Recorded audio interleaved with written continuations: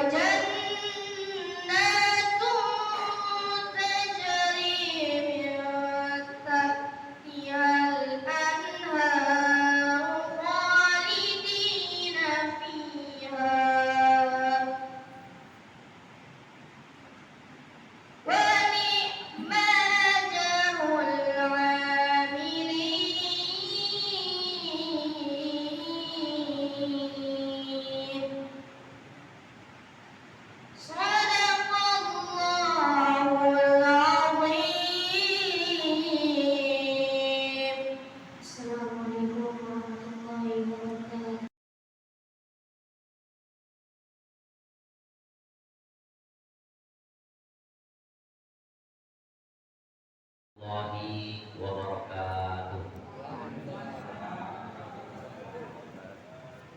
Alhamdulillah, alhamdulillah wa syukurillah ala nikmatil iman wal islam. Allahumma salli wa sallim ala sayyidina Muhammad wa ala ali sayyidina Muhammad abdika wa rasulika nabiyyi ummi wa ala alihi wa sahbihi wa barik wa sallim ajma'in. Qala Allah ta'ala fil Qur'anil Karim, a'udzu billahi minasy syaithanir rajim. Bismillahirrahmanirrahim. Innamal mu'minuna ikhwah wa aslihu baina akhwaykum wattaqullaha la'allakum turhamun. Al-ayat. Wa qala Rasulullah sallallahu alaihi wasallam, ala inna makarimal akhlaq salasar indallah, ta'fu amma zalamaka wa ta'ti man haramaka wa tasilu man qata'aka. Sadaqallah summa sadaqallahu aliyul azim. Amma ba'du. Hadratul mukarramin yang saya hormati, yang saya muliakan, seluruh jamaah yang hadir, bapak-bapak, ibu-ibu semuanya, wabil khusus tuan rumah, pengurus Masjid Nurul Falah, cahaya kesuksesan. Amin Allahumma amin. Salawat wa salam semoga tetap tercurah kepada baginda Rasulullah Muhammad sallallahu alaihi wasallam. Allahumma salli ala sayyidina Muhammad wa ala ali sayyidina Muhammad. Bapak Ibu sekalian yang saya hormati, yang saya muliakan, mohon maaf kepada MC atau protokol saya tidak dapat berdiri. Aduh. Bahwasanya pada malam hari ini alhamdulillah, puji syukur kehadirat Allah Subhanahu wa taala, kita diberikan kekuatan, ketetapan iman, Islam, kesehatan, kesempatan semuanya sehingga kita bisa hadir di masjid ini, yakni Masjid Nurul Falah, yang maknanya secara fokus adalah cahaya kesuksesan. Mudah-mudahan kita semuanya yang hadir sukses minat dunia ilal akhirah. Amin. Allahumma amin. Bapak Ibu sekalian yang saya hormati, acara kita pada malam hari ini halal bihalal, ini bahasa Arab rasa Indonesia. Nah, ya. Karena di Arab ya tidak ada kita temukan di kitab-kitab akhlak halal bihalal, istilah halal bihalal itu juga tidak ada. Itu reka-rekaan ulama Indonesia. Tapi ya tidak ada salahnya. Ya, halal bil halal. Halal itu artinya kita meminta, memberi halal. Maksudnya apa? Memohon maaf dan memberi maaf. Kalau kata anak muda sekarang kosong-kosong. Nah, artinya saling meminta dan memberi maaf. Jadi pada malam hari ini saya mengajak kepada saya pribadi semuanya yang hadir untuk kita membuka hati kita, membuka diri kita untuk senantiasa kita mudah memberi maaf. Karena Rasulullah SAW bersabda, barang siapa yang sudah dimintai maaf kemudian tidak mau memberi maaf, maka amal kebajikannya diberikan kepada orang yang sudah berusaha minta maaf. Namun demikian, untuk masalah hakul adami, untuk urusan manusia, tidak cukup hanya dengan meminta maaf, apalagi kita pernah merugikannya secara materi atau non materi. Ya. Yang lagi rame kan 271T atau 217T. Nah, itu kan tidak cukup dengan minta maaf. Nah, itu maksud saya ya. Ya. Dia harus dikembalikan, hakul adabi harus dikembalikan, baru minta maaf. Bapak Ibu sekalian yang saya hormati, kalau kita cerita halal bihalal diawali dengan Ramadan. Dulu sudah berapa tahun yang lalu ya, lupa saya, pokoknya saya pernah khutbah Idul Fitri di sini. Jadi di situ disebutkan Allah Subhanahu wa taala memberi tamsil, memberi perumpamaan kepada kita. Allah Subhanahu wa taala menciptakan dua makhluk yang dua makhluk itu sama-sama berpuasa tapi hasilnya beda. Nah, ya. Masih ingat Pak? Masih ingat. Ya. Jadi Allah Subhanahu wa taala memberi tamsil, memberi perumpamaan. Jadi sama-sama puasa, sama-sama berpuasa tapi hasilnya beda. Yang pertama, Allah Subhanahu wa taala menciptakan kupu-kupu. Tahu kupu-kupu? Tahu. Apa bahasa dusun kupu-kupu? Kupu-kupu lah. Jadi kupu-kupu berawal dari sebuah ulat. Ada tahu ulat? Ulet. Nah, jijik apa bagus ulet itu? Menjijikkan. Tidak disenangi banyak orang. Kemudian dia berpuasa, berproses, tidak makan, tidak minum, menjadilah kepong. Terus berproses lagi menjadi kupu-kupu. Setelah terbang menjadi kupu-kupu, siapa yang tidak suka dengan kupu-kupu? Nah. Ya. Jadi berawal dari binatang atau berawal dari sesuatu yang menjijikkan. Setelah dia berpuasa, berproses menjadi kupu-kupu. Setelah menjadi kupu-kupu, siapa yang tidak suka dengan kupu-kupu? Olah hasil dari berpuasa. Nah itu. Selanjutnya yang kedua. Nah, ya, yang kedua beda tipis namanya. Ini sama-sama puasa, sama-sama puasa. Ini cerita Ramadan kita, nanti kita sambungkan dengan alamiah. Jadi sama-sama puasa.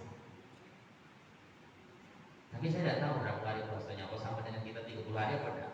Jadi dia berpuasa, tidak makan, tidak minum. Ya. Makhluk Allah yang bernama ular. Kalau tadi uleda, sekarang ular. Dia berpuasa, tidak makan, tidak minum. Proses ngejar luar biasa untuk apa? Berganti kulit, berganti sisi. Nah, ular ketika selesai berpuasa, rumputnya lebih indah, fisiknya lebih indah, kulitnya berganti baru, tapi dia bisa lebih ganas dari ketika sebelum berpuasa. Nah, ya. Jadi apa maksud yang tidak saya sampaikan adalah, akankah puasa kita menjadi seperti kulit yang menjadi kupu-kupu, atau hanya sekedar puasa seperti ular yang hanya berganti kulit, berganti kising, berganti sisi. Ya, dia sudah puasa, setelah puasa justru lebih ganas dari ketika sebelum berpuasa. Ya, puasa-puasalah, baju baru, penampilan baru, tapi tidak mengubah perilaku dalam kehidupan sehari-hari. Nah, kalau si ulek tadi kan puasa, tapi begitu selesai puasa, dia berubah dari sesuatu yang menjijikkan menjadi sesuatu yang disukai banyak orang. Nah, itu maksud saya. Jadi Bapak Ibu sekalian yang saya hormati, apa namanya ya, berusaha. Saya berusaha untuk menjadi sesuatu yang lebih baik selepas Ramadan kemarin. Saya yakin kita semuanya sudah berpuasa, sudah mengerjakan sholat sunnah tarawih, sudah tadarus, sudah zakat, sudah. Tinggal kalau kata orang sekarang itu pembuktiannya. Setelah Ramadan, akankah menjadi yang asalnya dulu sesuatu yang menjijikkan kemudian disukai banyak orang, karena berubah menjadi lebih baik, atau hanya sekedar berubah secara fisik. Nah, itu. Jadi mudah-mudahan, mohon maaf ya, tidak berarti menyamakan, berarti Ustaz menyamui kami mulai dengan ular. Maksudnya adalah mudah-mudahan Ramadan kita sukses. Nah, Amin Allahumma amin. Karena di ujung-ujung atau doa akhir daripada Ramadan, ja'alallahu minal aidina wal faizina wal maqbulin, taqabbalallahu minna wa minkum, taqabbal ya karim. Ya, ja'alallahu,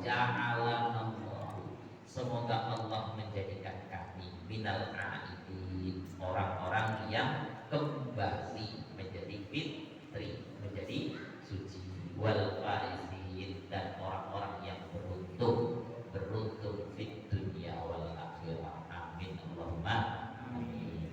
Bapak Ibu sekalian yang saya hormati, jadi itu cerita puasa apa tadi? Ulek dengan ular.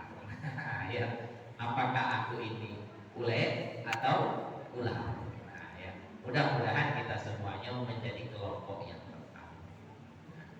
Bapak Ibu sekalian yang saya hormati, jadi mumpung ingat, nanti selesai acara yang kemarin belum sempat mengunjung ke rumah-rumah, jadi nanti kita selesai sama-sama. Ya, ya. Bapak Ibu sekalian yang saya hormati, sekarang bagaimana kita mensikapi Idul Fitri itu? Nah, para ulama salafus soleh membagi 3. Ini ada cerita guyonan enggak ya? Guyonan. Kalau guyonan kan saya tengok di sebar-sebar di forum-forum itu, Lebaran itu katanya terbagi 3. Ada? Sudah nonton semua ada? 10 awal katanya kebersamaan, ya, kebersamaan, kemesraan, kumpul semua sanak famili. 10 rayo kamu. Ya Allah. Kaget yang 10 Lebaran kedua kehanakan katanya. Apa? Semuanya lagi akan ini. Sisa dari 10 Syawal pertama. Iya. Ya Allah. Yang terakhir katanya apa Pak? Perasaan masih ada duit, perasaan masih ada kue, perasaan masih ada lauk, tinggal perasaan itu lagi. Nah, sekarang kita tanggal 17. Masih kehangatan. Bapak Ibu sekalian yang saya hormati. Iya, tidak tahu siapa yang nyebar itu.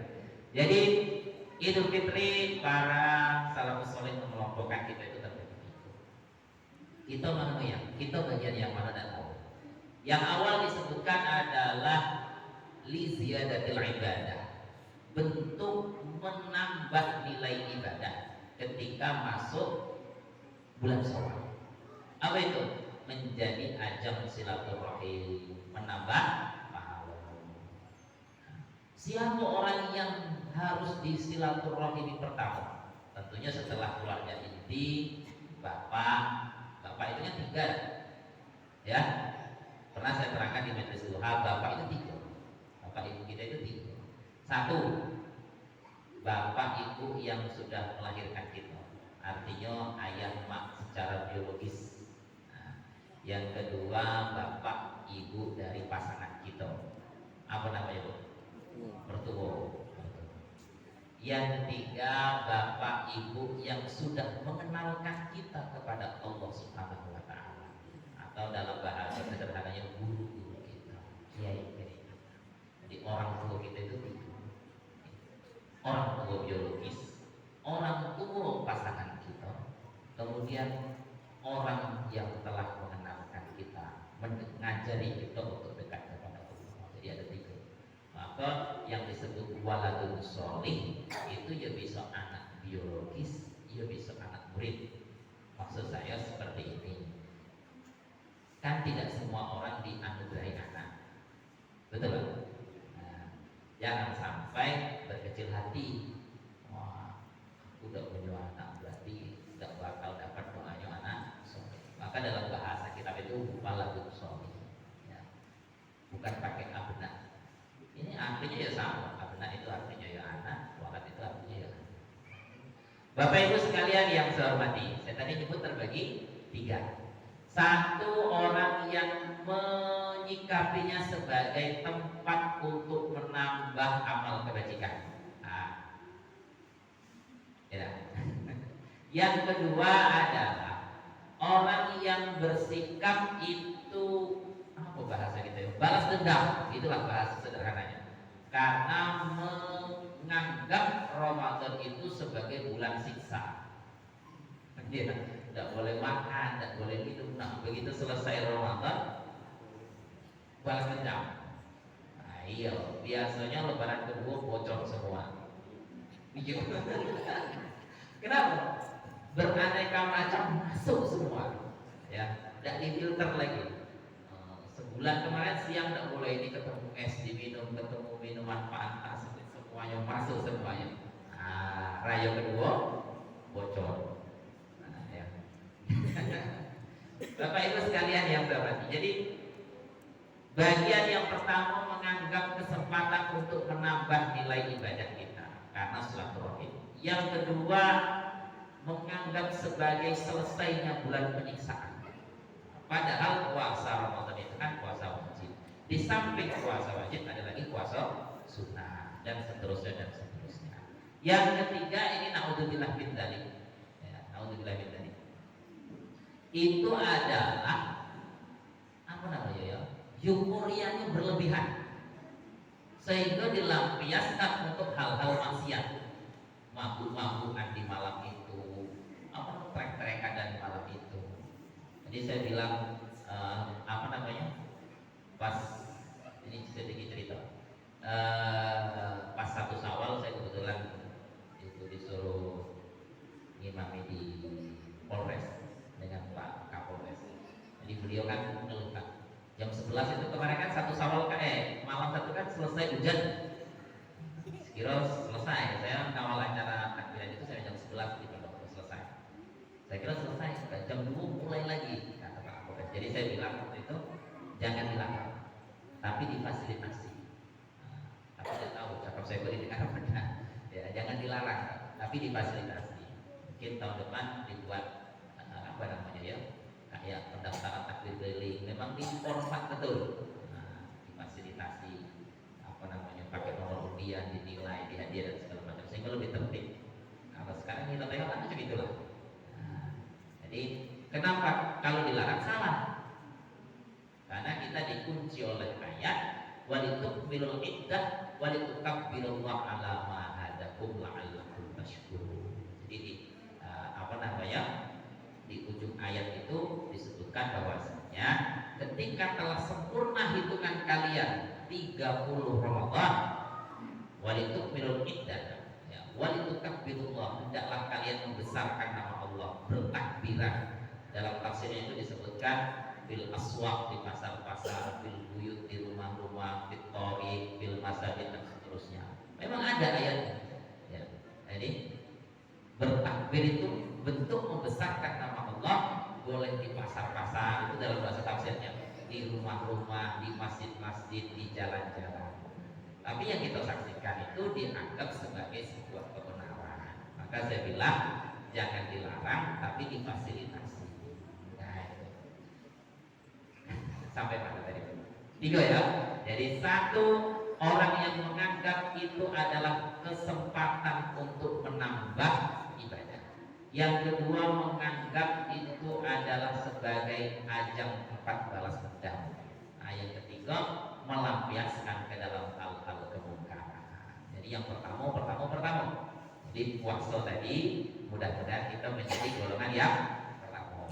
Apa tadi itu? Ulah. Nah, ingat ya. Ulah. Yang kedua sebagai bentuk kita menambah apa namanya, ibadah. Oh iya, saya nak menyampaikan tadi. Bismillahirrahmanirrahim. Dalam ayat yang saya baca di buka tadi, yang dibaca Qori tadi, atau wasari'u ila maghfirati rabbikum dan seterusnya, menyebutkan bahwasanya bertakwa itu dalam keadaan senang dan dalam keadaan susah.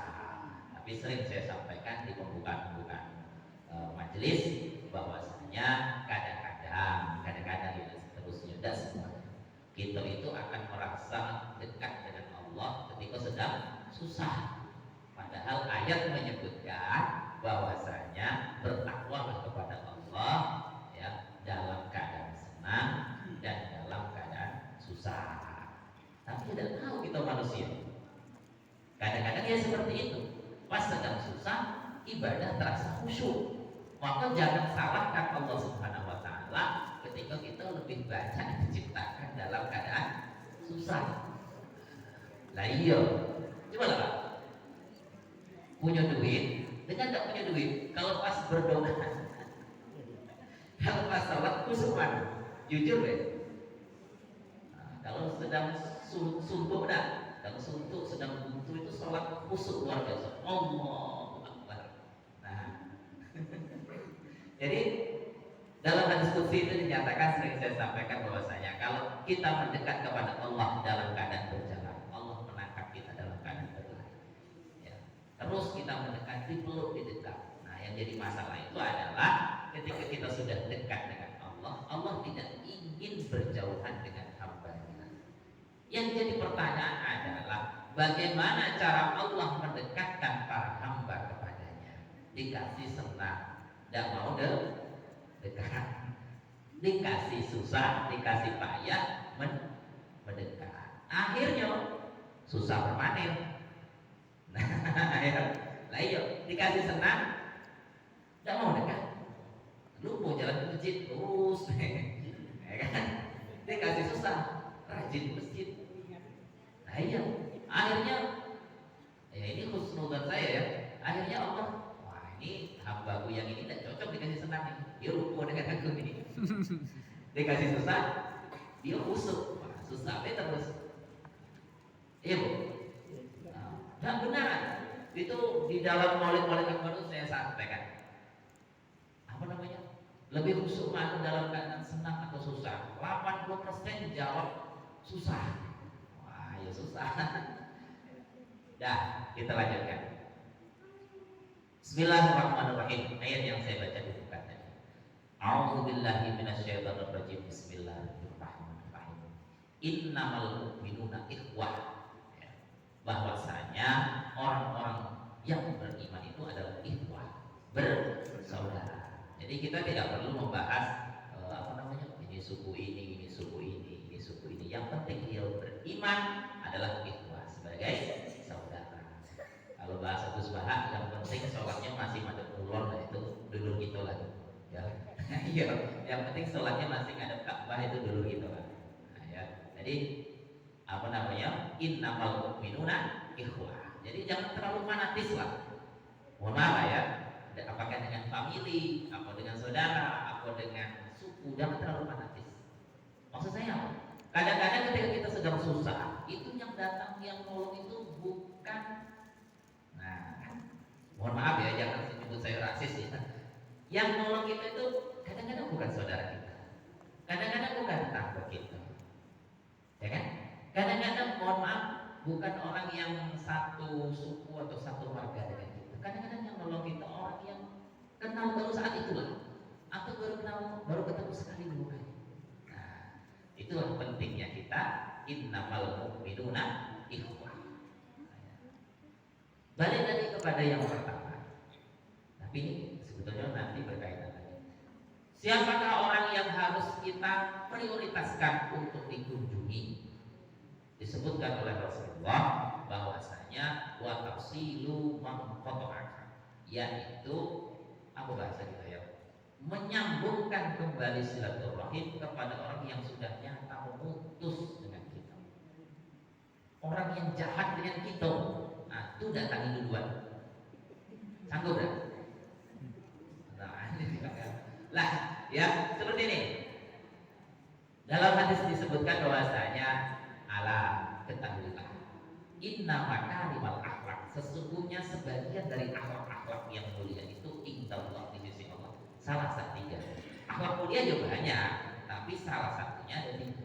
Satu, wa tafsilu man qata'aka, menyambung kembali silaturahim kepada orang yang sudah nyata memutuskannya dengan kita.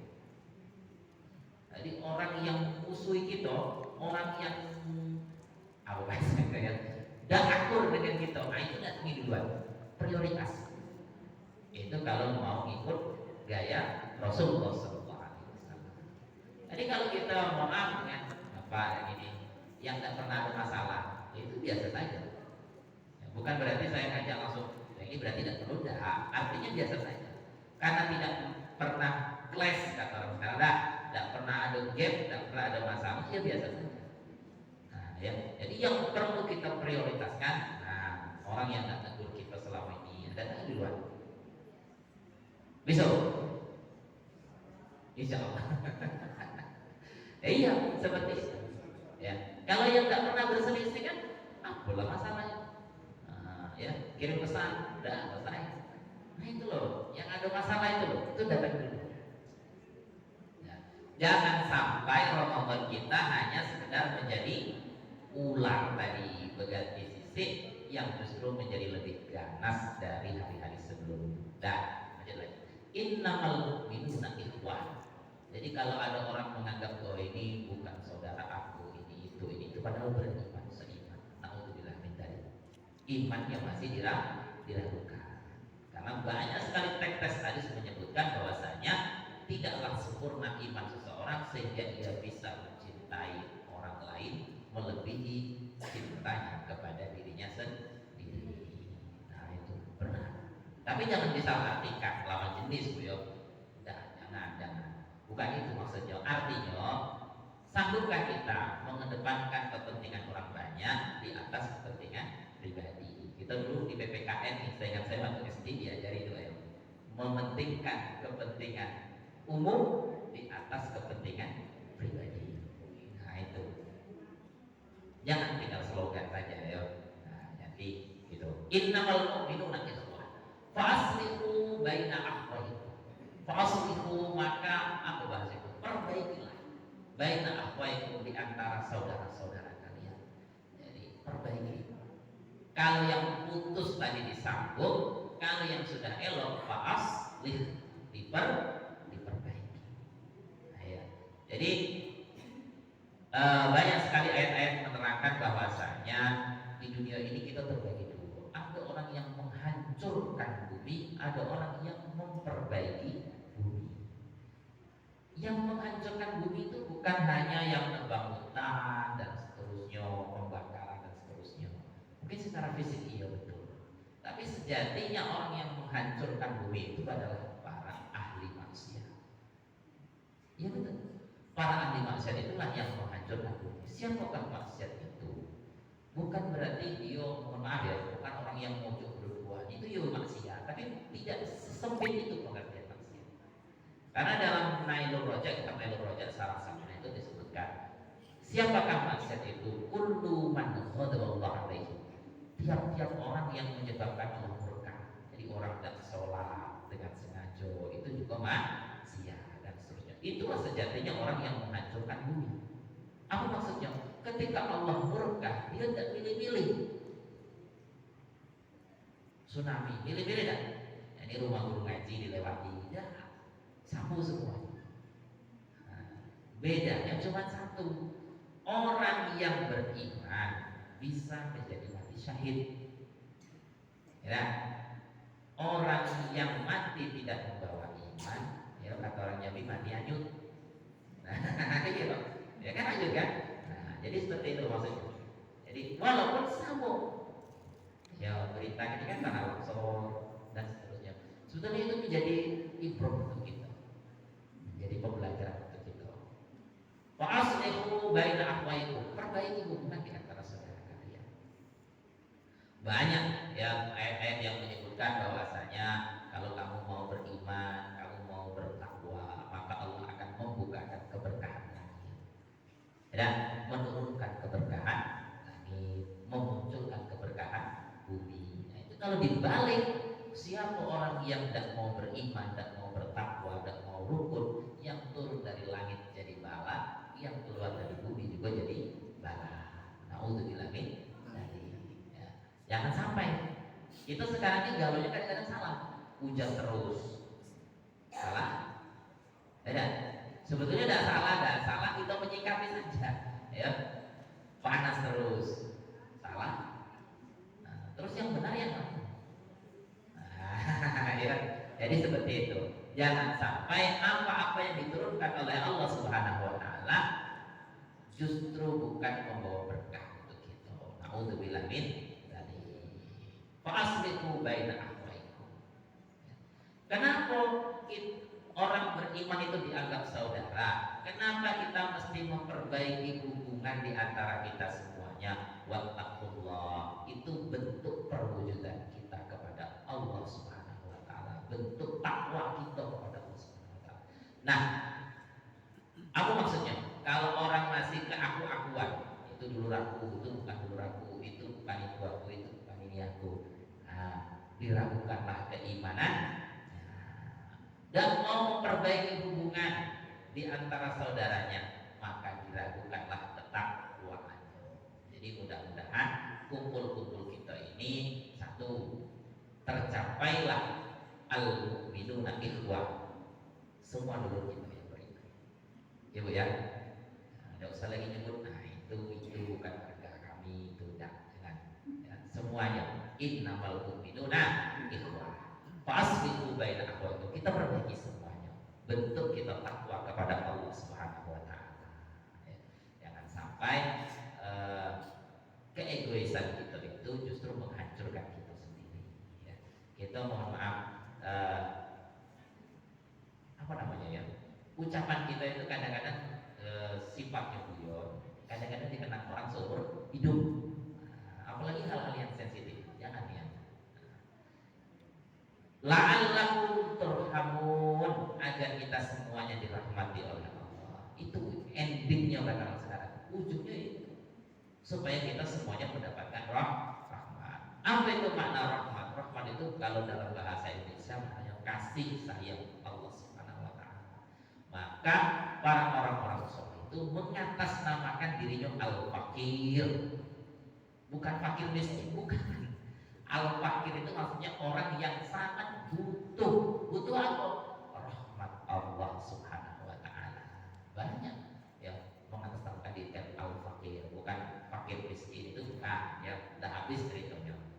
Ya, cerita fakir miskin sudah selesai kalau saya kasih kemarin. Tapi mohon maaf sekali lagi, mohon maaf, jangan kita berbangga menjadi penerima zakat. Nah itu ya pesan saya. Ini lari kemana-mana Pak. Ya Allah. Jangan bangga jadi penerima zakat, jangan ya. Nah, ya. Apalagi hanya dengan status fakir miskin. Nah, kalau tahun kemarin kita dikasih zakat fitrah atas nama fakir miskin, tahun ini tadi tidak dapat, itu prestasi Bu. Prestasi, apa prestasi? Berarti orang nganggap kita sudah lepas dari status miskin. Jangan protes ke pengurus masjid. Kata ya, tahun kemarin kami dapat, tahun ini nggak udah dapat. Lah, tahun kemarin itu dapat aku miskin. Wah, miskin banget. Ya, jadi seperti itu. Jadi kalau tahun kemarin kita dapat, tahun ini tidak, itu prestasi untuk kita. Nah, iya benar Pak. Jangan ribut gara-gara itu. Ya, jangan bangga jadi penerima zakat. Nah, apalagi cuma disetatuskan fakir miskin. Bukan, mohon maaf ya, bukan saya merendahkan fakir miskin, tidak. Artinya kalau tahun kemarin kita dikasih, tahun ini kita tidak, berarti para ambil, para pengurus itu sudah ada penilaian untuk itu. Oh, ini ekonominya meningkat, berarti tidak perlu dikasih lagi. Nah gitu. Ya, saya dengar cerita dari orang tua kita Pak Bayhaqi itu, yuk ketahui, ya beli nggak Pak? Tahun belakangan kata beliau, tahun 2022 itu fakir miskin yang terdata itu 4.500 kata beliau, 4.000 atau 5.000. Iya Pak, terus kenapa kata saya? Nah, tahun 2023 ini naik menjadi 6.000. Ya, artinya berlomba-lomba menstatuskan dirinya sebagai fakir miskin. La haula wala quwata illa billahil aliyyil azim. Nah, jadi yo, saya tanya, di mana salahnya? Yo, tidak ada yang salah. Salah dalam memberi apa? Bersikap saja. Ini cerita, ini balik cerita. Mohon maaf kalau ada yang ada dalam sini. Jadi cerita beliau itu dikasih gerobak burung yang di pasar, kasih gerobak burung, seko untuk narik, yang sekonya untuk disewakan. Nah, tujuannya ekonominya membaik, meningkat. Taunya sudah dikasih dua-duanya dijual. Ya Allah, dapat duit kejut tadi, 2 gerobak. Hari berikutnya nyewa lagi. Nah, itu. Yang mohon maaf, yang nelayan, yang apa namanya, ketek, nah, dikasih ketek dengan harapan dia bisa mencari ikan lebih banyak, tidak bergantung dengan orang. Rupanya keteknya dijual, besok nyewa lagi, lah. Jadi dia tidak tahu di mana salahnya. Ya yang jelas mental yang kita lakukan. Bapak Ibu sekalian yang saya hormati, sampai mana tadi? Bapak sampai ke ketek tadi. Apa tadi? Ya. Oh iya. Prestasi untuk kita Bu ya. Kalau tahun kemarin kita dikasih zakat, tahun ini dikasih oleh Pak Imam pengurus, dari dikasih berarti kita berperingkat. Nah, kita lanjut. La'allakum turhamun, agar kita semua dirahmati oleh Allah Subhanahu wa taala. Ini kalau dibalik Pak ya. Karena saya ngajar usul fikih. Ini kalau dibalik. Ketika orang itu tidak mau rukun dengan saudaranya seiman, tidak mau rukun dengan tetangganya, tidak mau rukun dengan keluarganya, kerabatnya, koleganya dan seterusnya, maka ketakwaannya diragukan. Nah, iya. Karena dia bisa rukun dengan sesama manusia itu simbol takwa. Ketika dia tidak bisa rukun, berarti takwanya diragukan.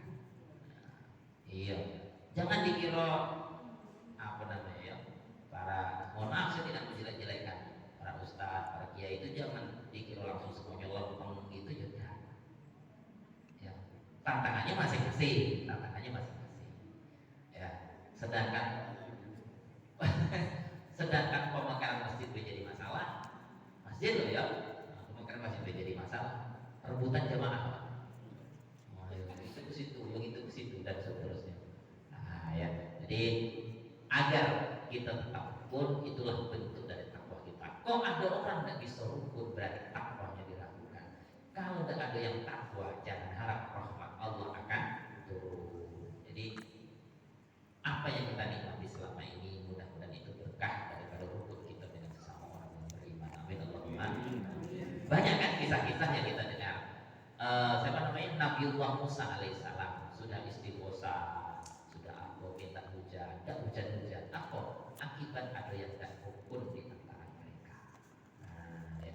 Jadi hujan itu adalah bagian dari rahmat Allah Subhanahu wa taala. Maka ketika hujan turun, kita berdoa, Allahumma suqya rahmatan wala suqya adzaban. Ya Allah, jadikanlah siraman ini siraman rahmat dan jangan jadikan siraman yang membawa azab atau yang menghancurkan kita semua. Jadi hujan biarlah hujan, tapi hujan yang membawa rahmat, yang bisa menumbuhkan sesuatu, yang bisa menghijaukan, yang bisa apa namanya, ngasih makan ternak dan seterusnya. Kadang saya sedih kalau baca tafsir itu. Ya, seperti ini. Ya, dalam tafsir itu diterangkan, kalau tidak ada hewan-hewan yang kelaparan, kehausan, Allah enggan menurunkan hujan kepada penduduk bumi yang ahli maksiat. Iya. Jadi kita itu kadang berutang budi dengan hewan ternak. Nah, itulah bahasa yang saya sampaikan. Ya, kita berutang budi dengan hewan ternak. Allah itu sayang dengan hewan ternak itu tadi. Nah, dapat hujan, itu ada di sekitar situ, dapatlah kita hujan. Maka dalam surah Al-A'raf itu kejam disebutkan seperti ini. Kadang-kadang kita balhum adol, kadang-kadang kita lebih sesat daripada hewan ternak. Ya, mohon maaf ya, saya tidak menyamakan kita dengan hewan ternak, enggak. Tapi kadang-kadang hewan ternak itu lebih cerdas dari kita. Ini kalau langsung dikat segini sesat. Ya, ini maksudnya. Hewan itu kalau tahu depannya bahaya, tidak mau maju. Misalnya kita siapkan jurang jurang, dalamnya kita kasih api yang besar, kita dorong itu binatang, tidak mau, karena tahu dalam itu bahaya untuk dia. Nah kita kadang-kadang manusia tahu kalau di depan itu membawa dosa, mengantarkan kita ke neraka, menjerumuskan, malah maju terus. Nah itu yang disebut dalam surah Al-A'raf itu, kadang-kadang hewan itu, kita itu bisa lebih sesat dari binatang. Na'udzubillah min dzalik. Nah, kita lanjutkan. Nanti kalau sudah selesai video ini selesai. Ala, kata Rasulullah, ketahuilah, mau tidak aku kasih tahu? Ya. Inna makarimal akhlak, sesungguhnya akhlak-akhlak mulia, sebagian dari akhlak mulia indallah di sisi Allah itu 3. Yang pertama tadi sudah saya cicil, wa tasilu man qata'aka. Apa bahasanya itu? Menyambungkan kepada orang-orang yang sudah nyata memutuskan hubungan dengan kita. Apakah itu tetangga, apakah itu orang tua, apakah itu saudara, apakah itu mertua, dan seterusnya dan seterusnya. Mohon maaf, kadang-kadang kita bisa akur dengan orang lain, tapi dengan dulur kandung tidak akur. Ada? Tidak usah dijawab, tidak usah dijawab. Kalau ada tidak usah dijawab. Ya. Iya Pak, kadang-kadang bisa akur dengan orang lain. Ya, dengan dulur dewe tidak akur. Nah itu. Maka Rasulullah menyebutkan khairukum khairukum li ahli. Sebaik-baik kalian itu orang yang bisa baik dengan keluarga inti kita. Nah itu. Kalau baik dengan orang itu mudah. Ya, kalau Anwar Zahid itu nyinggungnya itu lebih sadis lagi. Perempuan itu ini saya nirukan ya. Jangan dengar ya. Apa katanya? Kalau dengan laki orang ramah minta ampun. Dengan laki dewek segak-segak. Kalau bahasa Jawinya kayak gitu.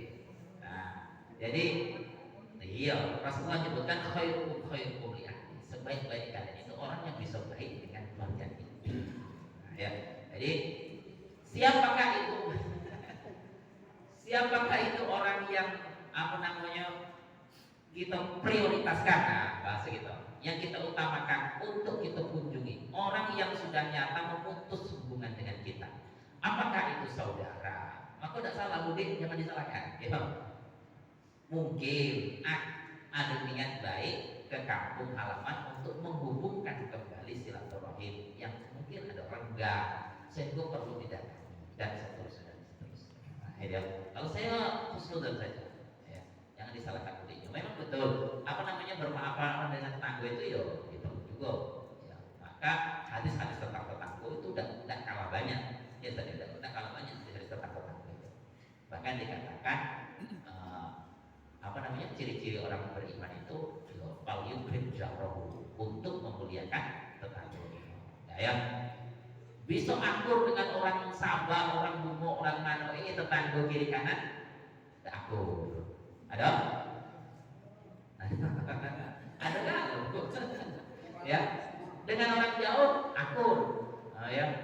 Komplek lain akur. Dengan kiri kanan bermasalah. Nah, itu yang harus kita selesaikan. Wa tasilu man qata'aka. Jadi tadi dengan saudara, ya, dengan tetangga, dengan orang tua, dengan mertua. Mohon maaf Bapak Ibu sekalian yang saya hormati. Saya berbicara seperti ini dikira ada beban apa ya? Beban untuk saya, beban untuk saya. Karena saya berusaha menasehati diri saya sendiri. Nah, mudah-mudahan kita semuanya bisa memperbaiki, terus berbenah, ya. Apa tadi? Menghubungkan kembali silaturahim kepada orang yang sudah nyata memutus dengan kita. Apakah itu saudara, apakah itu tetangga, lebih-lebih orang tua, mertua. Jangan harap hidup nak berkah kalau tidak nak baik dengan orang mertua. Orang tua 3 tadi yang saya bilang tadi. Nah kan ke situ banyak orang tua itu ada orang tua secara biologis, yang kandung kita. Ada orang tua dari pasangan kita, orang tua juga namanya.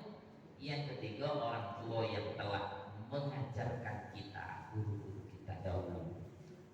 Ya Bu ya. Nah, jadi jangan tidak akur dengan bertua, sengsara itu. Ya benaran ya. Nah, coba contohkan kepada saya orang yang bermasalah dengan orang tuanya sendiri terus sukses hidupnya.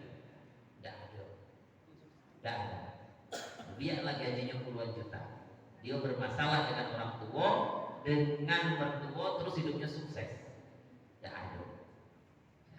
Ya. Apalagi kita sempat menyakiti hati orang tua kita. Alhamdulillah nanti.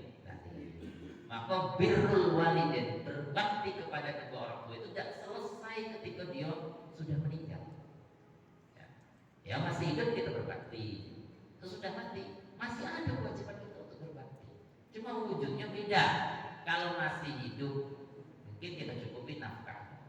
Kalau sudah mati kita doakan, kita sedekah untuk alhamdulillah. Tapi ada lagi hadis saya temukan bahwasanya, saya baca bahwasanya sebaik-baik kamu berbakti kepada orang tuamu setelah meninggal, itu lebih afdal kamu berbakti ketika masih hidup.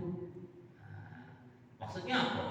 Pas masih hidup bermasalah terus, pas sudah ada baru timbul rasa sayang dan seterusnya. Kadang-kadang juga memang seperti itu, kita itu dianggap bermanfaat kalau sudah ada ado. Jadi, pas lagi ado dimusuhi terus. Ada ado,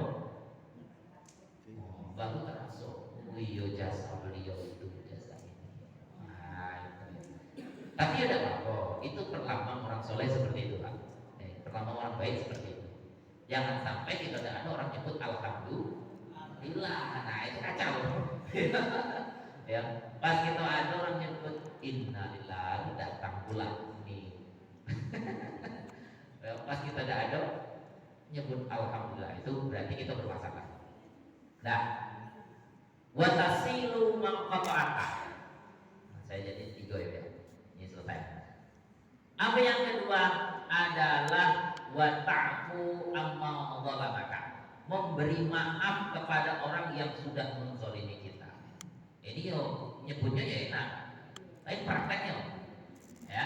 Wata'fu amma dhalamaka, memberi maaf kepada orang yang sudah nyata menzalimi kita. Menzalimi itu kalau bahasa kita itu menganiaya kita, merugikan kita. Apa itu secara materi atau non materi. Ya. Jadi berusaha memaafkan orang yang sudah nyata menzalimi kita, merugikan kita. Sulit, ya. Tapi harus. Ya. Seperti ini saya lihat. Ini mohon maaf banyak yang lebih sepuh dari saya. Salah pula nyebut ngajari banyak, tapi tidak apa-apa. Seperti ini. Ketika hati kita masih sulit untuk memaafkan, jangan pandang orangnya, jangan pandang kesalahannya, tapi pandang itu sebagai perintah Rasulullah SAW. Tidak usah pandang siapanya, tidak usah pandang apa kesalahannya, tidak usah ingat-ingat sebesar apa dia merugikan kita, menzalimi kita, tapi pandanglah itu sebagai perintah Rasulullah SAW. Sehingga apa namanya ya? Lebih enteng gitu untuk memaafkan. Jadi seperti ini. Ada sebuah hikayat imam besar, Al-Imam Abi Hanifah, salah satu pendiri madhab. Jadi ketika dia dipanggil oleh pemuda, dia datang. Nggak ada dipanggil, dia datang. Disuruh balik oleh pemuda itu, ya Syekh, irji balik. Suruh dipanggil lagi, datang lagi. Disuruh balik lagi. Ini imam besar, bukan orang sembarangan. Mungkin kalau tak kita kok imam masjid lah, tapi lebih besar. Tidak sebanding. Jadi dipanggil, dia datang. Disuruh balik, dia balik. Dipanggil lagi, datang. Disuruh balik, lagi. Dipanggil lagi, datang. Suruh balik itu berulang-ulang sampai 3 atau 4 kali atau 7 kali dalam riwayat. Nah, itu kalau kita yang sebagai syekhnya, sebagai imamnya itu kira-kira marah. Tidak maksud dari cerita saya ulangi. Jadi ada katakanlah situ, mungkin kalau kata sekarang itu ketua MUI lah, ada orang yang kita anggap hebat. Dipanggil, datang kalau pemuda tadi. Sudah sampai, ya saya tidak butuh kamu, baliklah. Balik. Setelah beberapa saat panggil lagi, datang lagi. Ya saya tidak butuh kamu lagi, balik. Terus berulang-ulang. Kira-kira kalau kita di posisi orang tua tadi, marah luar biasa. Tapi Syekh tadi tidak. Akhirnya pemudanya yang bingung. Ya Syekh, kenapa kau tidak marah? Normalnya harusnya marah. Jadi kata Syekh, kenapa kau mesti marah? Aku datang tidak semata-mata karena perintahmu, tapi aku memandang itu perintah Rasulullah.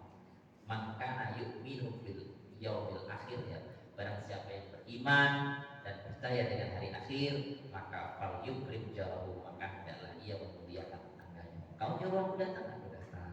Kau suruh balik, aku balik. Kau suruh datang, aku datang. Kau suruh balik, aku balik. Jadi memandang itu sebagai perintah Rasulullah. Tidak ada urusannya dengan Jadi mohon maaf, itu bentuk tips kita, apa bahasanya ya? Ya trik lah, trik kita untuk memberi maaf kepada orang yang sudah nyata menzalimi kita. Tidak usah pandang siapa dia, tidak usah pandang apa kesalahannya, tapi pandanglah kita memberi maaf, itu bentuk kita taat kepada Rasulullah Sallallahu Alaihi Wasallam. Insya Allah, Insya Allah Indonesia, Insya Allah Arab. Iya Pak, kayak gini maksudnya. Jadi saya waktu masih kuliah dulu dibilang gitu. Jadi aduh insya Allah Arab, aduh insya Allah Jambi katanya. Bingung saya. Aku insya Allah Jambi kata saya. Jadi diterangkan kalau insya Allah orang Arab itu 99% dikerjakan. Kalau insya Allah orang Jambi, kata dosen saya tidak nyebut bapak ibu dah. Itu cuma bahasa enaknya hati. ya ayo Pak besok datang ya insya Allah lah. Nah, itu tidak bakal ya itu ya. Jadi mudah-mudahan kita semuanya sedikit-sedikit sedikit-sedikit bisa meniru meneladani apa yang diajarkan oleh Rasulullah SAW. Nah, terakhir wa tu'ti man haramaka. Apa itu? Memberi hadiah kepada orang yang tidak pernah ngasih apa-apa dengan kita. Katakanlah orang yang pelit dengan kita. Ya. Iya. Yang pertama tadi ya, mohon maaf, saya ingatkan kembali supaya ada banyak materinya, tapi mudah-mudahan ingat. Yang pertama adalah wa tausilu man qata'aka. Jadi siapa yang prioritas yang harus kita datangi di bulan Syawal ini? Orang yang berselisih dengan kita. Itulah yang kita prioritaskan. Yang kedua, wa ta'fu amman dhalamaka. Siapa orang yang prioritas kita kasih maaf? Orang yang nyata menzalimi kita. Ya. Kalau saya dengan Pak Nursodik, tidak ada masalah. Jadi kalau maaf, iya apa masalahnya? Tidak pernah ada masalah. Nah seperti itu. Jadi siapa orang yang prioritas kita datangi, silaturahim tadi kita kaitkan kembali orang yang sudah nyata memutuskan dengan kita. Jadi masih ada kesempatan 13 hari, kira-kira yang ada pernah clash, ada masalah kita dan ya mudah-mudahan selesai putuslah urusan kita di dunia, tidak merepet-repet ke akhirat. Karena di akhirat itu iya dinar dirham tidak laku lagi. Nah, sehingga yang laku hanya amal kebajikan kita. Nah, itu. Yang kedua, siapa yang prioritas kita beri maaf? Orang yang menzalimi kita. Yang ketiga, siapa prioritas orang yang harus kita beri sesuatu, beri hadiah? Yaitu adalah wa tu'ti man haramaka, orang yang tidak pernah ngasih apa-apa dengan kita. Katakan orang yang pelit dengan kita. Ya. Susah Pak, ya susah dan susah lah ya. Ya contoh seperti ini. Biasanya ini tradisi ini kami tapi tidak tahu ini. Menjelang malam takbiran itu orang-orang yang kita segani diantar. Ada gitu. Orang-orang yang anggap kita tubuhkan diantar. Nah, termasuk juga yang kita antar orang yang tidak pernah ngasih apa-apa dengan kita. Iya, yang pelit-pelit itu antar. Iya, orang-orang yang kaya tapi tidak pernah sedekah, sedekahi dia tersinggung. Ya, benar ya. Nah, iya, nyombongi orang sombong itu kan sedekah. Nah, itu ya. Jadi itu. Kemudian ada lagi saya sampaikan. Ini di luar hari ini. Ada yang mempermasalahkan masalah THR. Betul Bu? Iya, katanya itu tidak pernah diajar Nabi dan seterusnya. Yo, halal bihalal itu ya. Bahkan disebutkan bahwasanya Idul Fitri itu apa namanya? Idul Asghar, hari raya kecil. Apa bukti hari raya kecil? Kita cuma haram berpuasa 1 hari. Nah, ngomong saya ingat saya sampaikan lah sebelum dia tutup. Jadi Idul Fitri itu Idul Asghar, raya kecil. Apa buktinya? Kita cuma boleh makan minum itu 1 hari. Hari kedua yang nggak puasa silakan.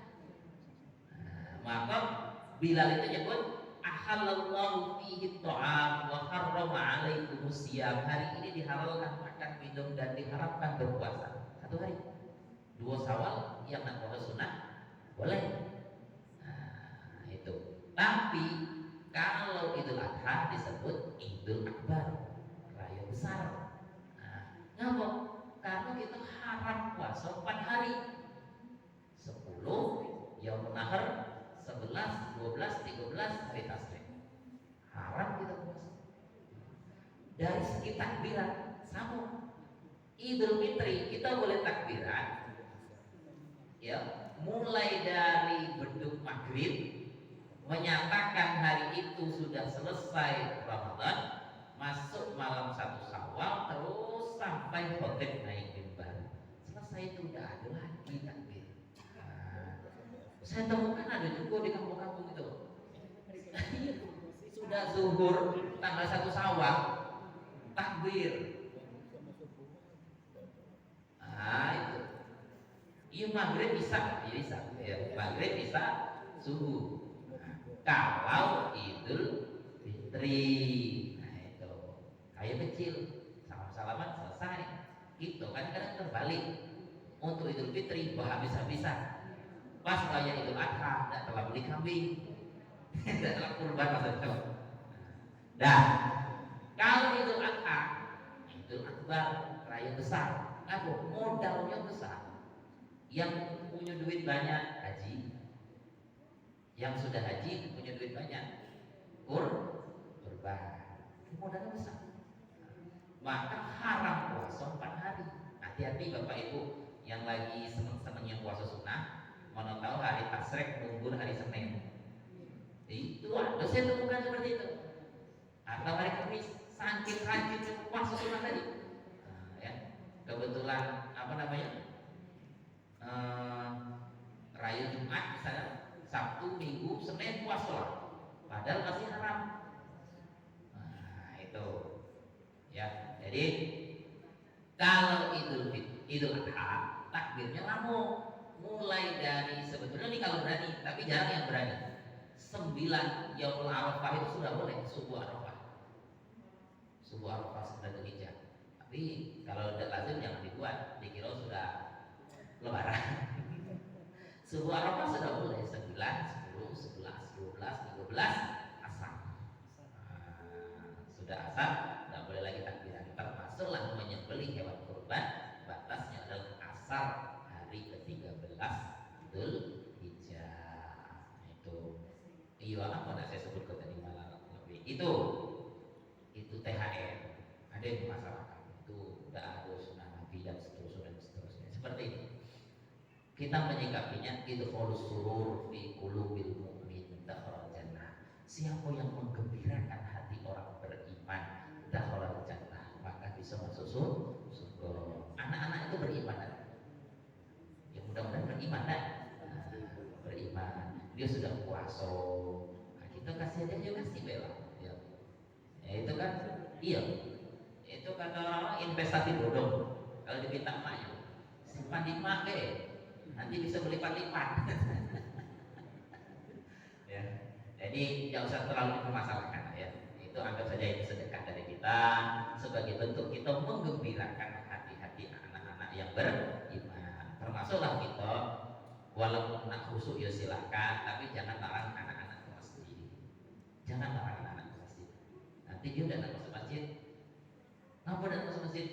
Ada Pak Imam mungkin kena marah. Nah sudah, dan masuk masjid sampailah dewasa. Naudzubillah min dzalik. Jadi itu saja yang bisa saya sampaikan. Mudah-mudahan ada manfaatnya. Ya, jadi saya ulangi, kita semuanya bersaudara selagi kita beriman. Maka dari itu perbaikilah, memperbaiki hubungan silaturahim di antara kita, bentuk takwa kita kepada Allah, yang pada endingnya, pada akhirnya nanti mudah-mudahan Allah menurunkan rahmat untuk kita semua. Amin Allahumma amin. Kita diberikan ketetapan iman, Islam dan seterusnya. Bapak Ibu sekalian yang saya hormati, akhirnya kita berdoa kepada Allah Subhanahu wa taala, ja'alallahu minal a'idin wal mu'minin. Mudah-mudahan kita kembali menjadi orang-orang yang suci. Mudah-mudahan kita beruntung dunia akhirat. Taqabbalallahu minna wa minkum taqabbalan karim. Mudah-mudahan kita semuanya diterima oleh Allah Subhanahu wa taala. Akhirul kalam, wassalamualaikum warahmatullahi wabarakatuh.